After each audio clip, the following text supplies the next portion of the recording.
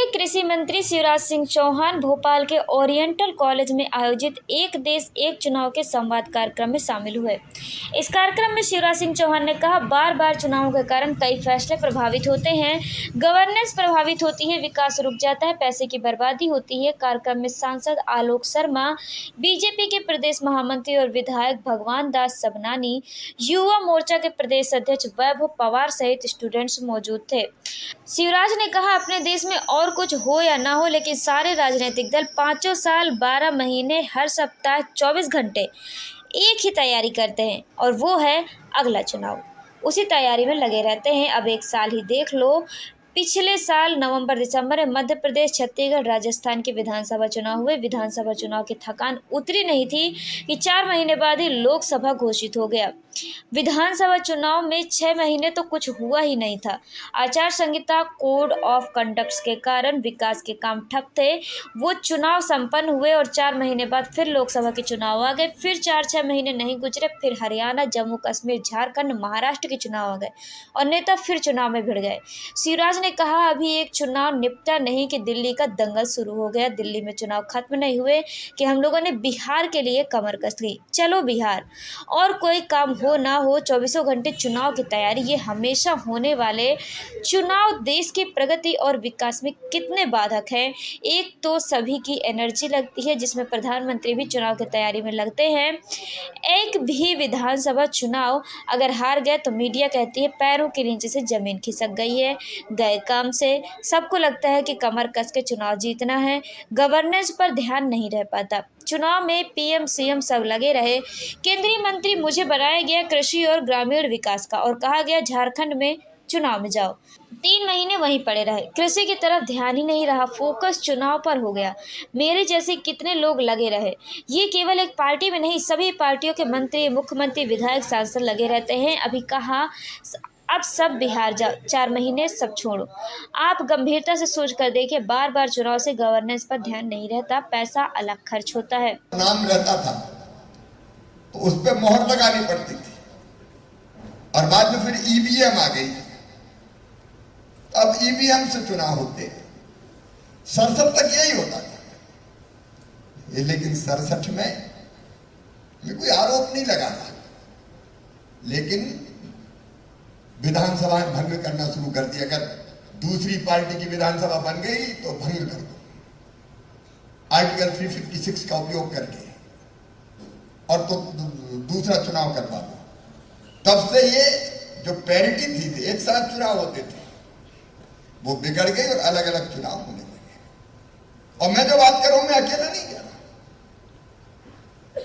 देश में चुनाव आयोग ने 1983 में 1983 में सबसे पहली बार कहा कि भाई एक साथ चुनाव होना चाहिए। 99 में विधि आयोग ने कहा कि बार बार चुनाव क्यों हो, चुनाव संविधान में संशोधन करके एक साथ होना चाहिए। देश के न्यायाधीश, मुख्य न्यायाधीश, चुनाव आयोग के पूर्व आयुक्त, अनेक विचारशील लोगों ने इस बहस को आगे बढ़ाया कि एक साथ चुनाव होना चाहिए, अलग अलग चुनाव नहीं होना चाहिए। और बाद में भारतीय जनता पार्टी ने इस विषय को उठाया कि एक बार चुनाव संविधान में संशोधन करके लोकसभा विधानसभा के होना चाहिए। तो प्रधानमंत्री नरेंद्र मोदी जी ने पूर्व राष्ट्रपति डॉक्टर कोविंद जी, रामनाथ कोविंद जी की अध्यक्षता में उच्च स्तरीय समिति बनाई। उस समिति ने जो विचार विमर्श किया, उसमें 87% लोगों ने कहा एक साथ चुनाव होना चाहिए, बार बार चुनाव नहीं होना। देश के विद्वान, विचारक, सोचने वाले अनेकों राजनीतिक दल अब ये भी चाहते हैं एक साथ चुनाव होना चाहिए। और इसलिए मेरे प्रिय बेटा बेटियों, आज समय आ गया कि हम सोचें कि एक साथ चुनाव, संविधान में संशोधन करो और 5 साल में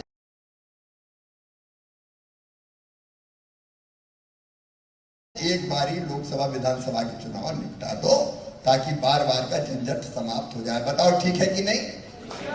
जोर से बताओ ठीक है कि नहीं? ये बर्बादी नहीं होने देंगे, विकास ठप नहीं होने देंगे। देश की प्रगति विकास में बाधा नहीं बनने देंगे, एक साथ चुनाव।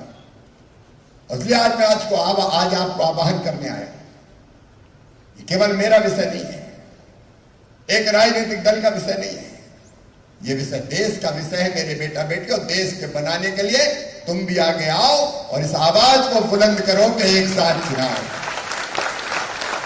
सोशल मीडिया पे एक्टिव हो तो अपने ट्विटर हैंडल पे या फेसबुक पे, इंस्टाग्राम पे आप पोस्ट डालो, एक साथ एक चुनाव होना चाहिए।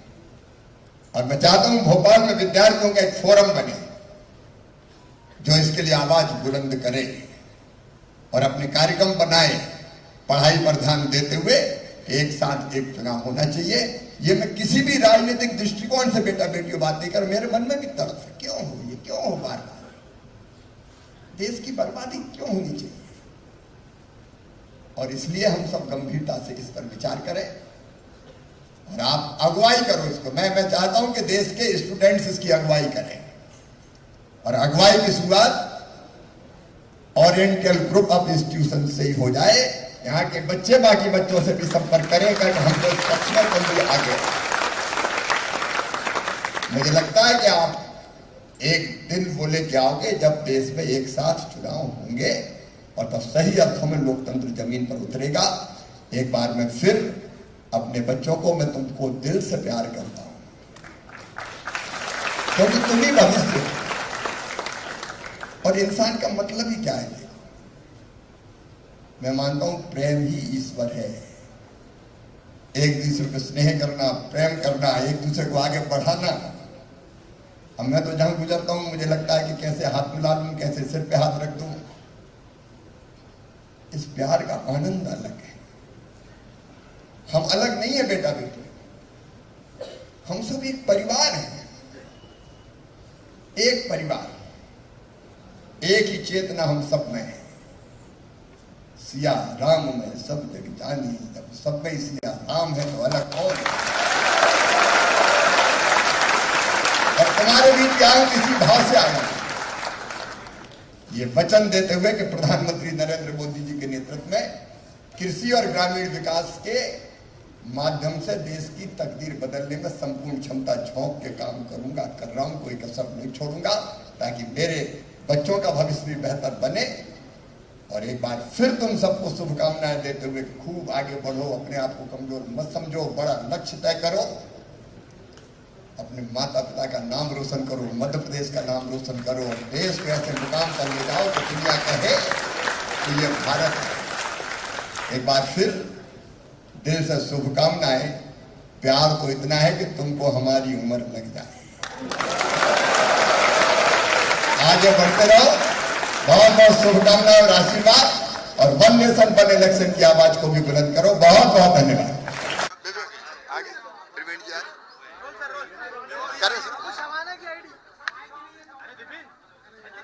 करें शुरू।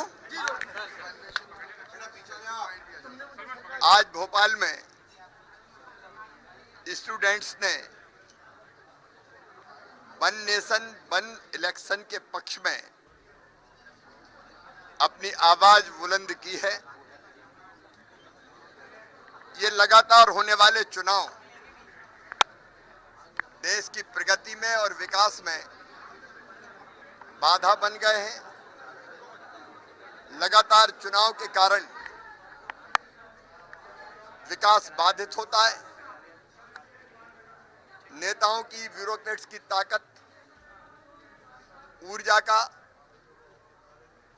चुनाव में काफी व्यय होता है।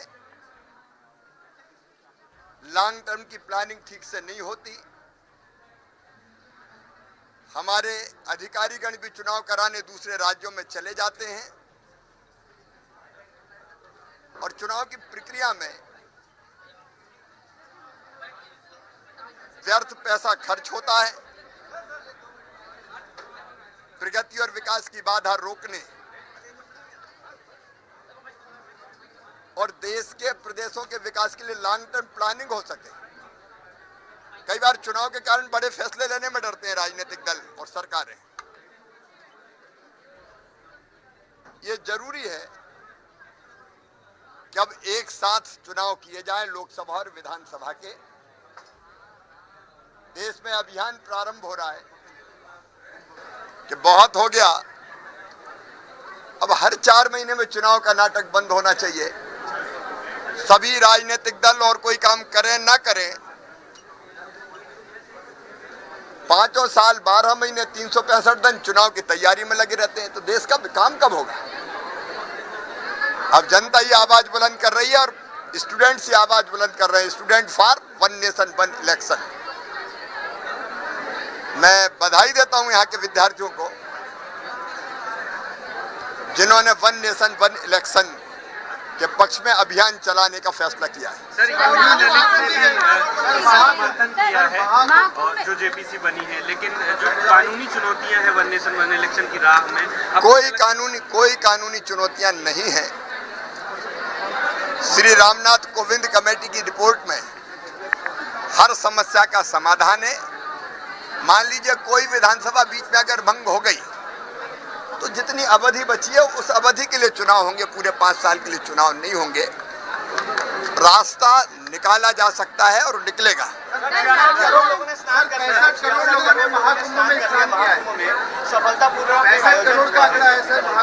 भारतीय संस्कृति,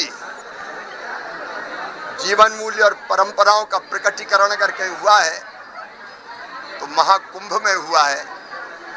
यह अद्भुत और अभूतपूर्व है कि आधी आबादी देश की कुंभ में स्नान कर ले। यह आस्था है और इसी आस्था ने देश को हजारों साल से एक रखा है।